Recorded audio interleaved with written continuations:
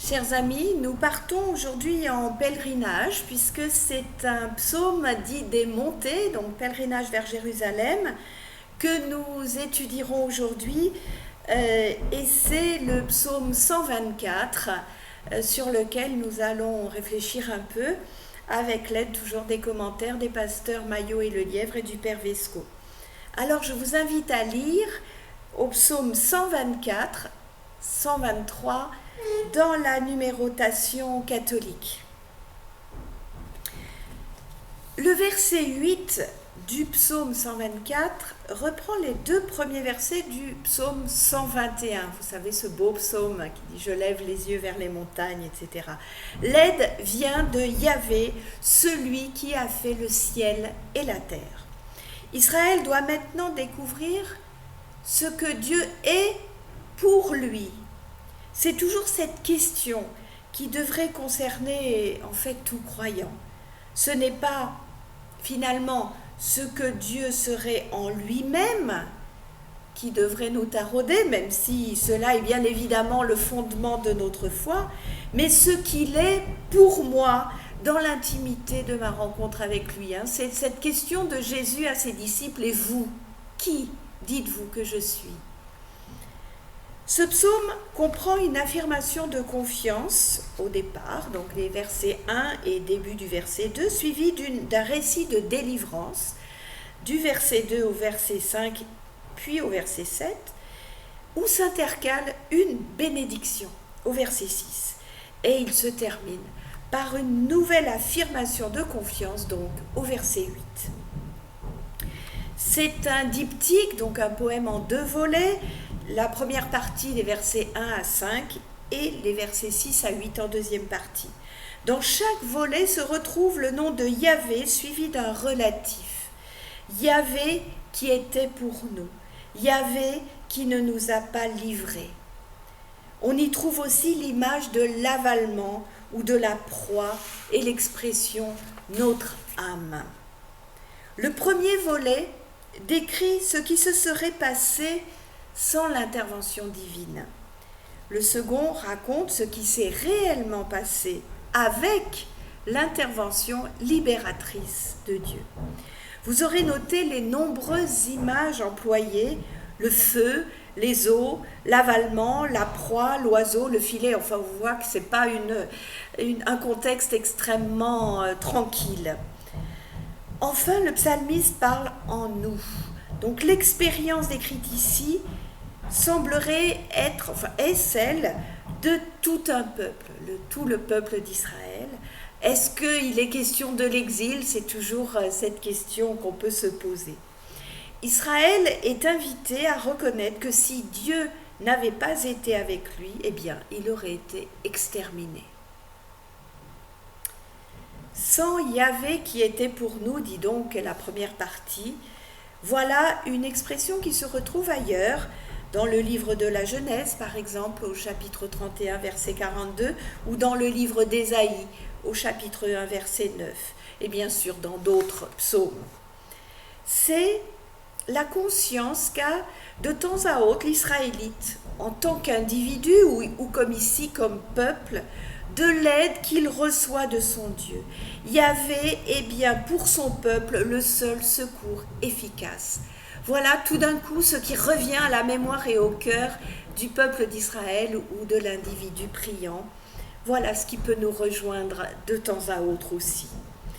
Yahvé est avec son peuple. C'est de là que vient l'aide attendue. Cela démontre une grande humilité de la part du peuple, mais on sait combien cela a pu être détourné à d'autres fins. Ce Dieu avec nous, ça nous dit Gott mit uns, ou d'autres séquences aussi douloureuses où Yahvé est alors l'employé, l'alibi des humains. Ça c'est assez terrible de penser à ça, signe alors non plus d'humilité, mais au contraire d'orgueil.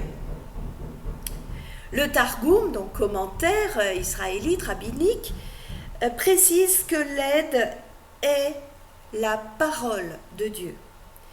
Une fois l'aide reçue, il faut encore le dire, il faut encore en témoigner, parce que c'est cela qui nous encourage nous-mêmes, mais qui encourage celui qui entendra que l'aide de Dieu est toujours possible. C'est en tout cas l'exhortation du psalmiste au verset 2. L'exposé de la situation fait état d'un affrontement entre Israël et des ennemis des humains. Adam ici est utilisé comme un collectif, en opposition à ce qui n'est pas humain, c'est-à-dire Dieu lui-même. Les ennemis se dressent contre Israël sans que nous puissions savoir quelles sont les nations qui manifestent ainsi leur hostilité envers Israël. Mais il s'agit certainement d'une opposition d'une grande intensité si l'on en juge par les images utilisées, qui sont l'engloutissement, la submersion. Être englouti vivant, on saisit bien la violence et la brutalité de la chose.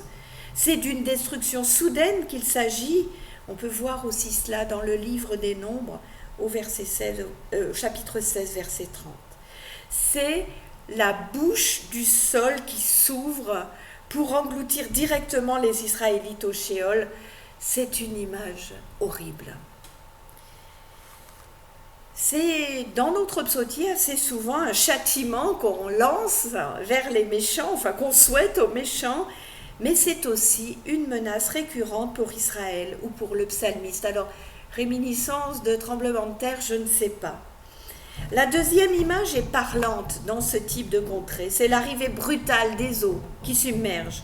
Ce que la nature a pu leur donner comme image évoque les eaux de l'abîme primordial qui menacent toujours d'engloutir la terre. On peut penser qu'en Mésopotamie, où la terre est sous le niveau des eaux, eh bien, évidemment, en cas de tsunami, par exemple, c'est terrible ce qui se passe. Et c'est sans doute vu comme le plus grave des dangers auxquels pense le psalmiste. Il qualifie les eaux d'impétueuses ou bouillonnantes. Ce dernier terme est un apax dans l'Ancien Testament, c'est-à-dire qu'il ne revient qu'une fois. Il est tiré d'une racine qui évoque l'insolence, la rage, l'orgueil. Les ennemis ressemblent bien à ce type d'eau-là. Un torrent serait passé sur nos âmes. Traduit au verset 4, le Père Vesco. Cela pourrait se traduire ici par « sur notre cou ».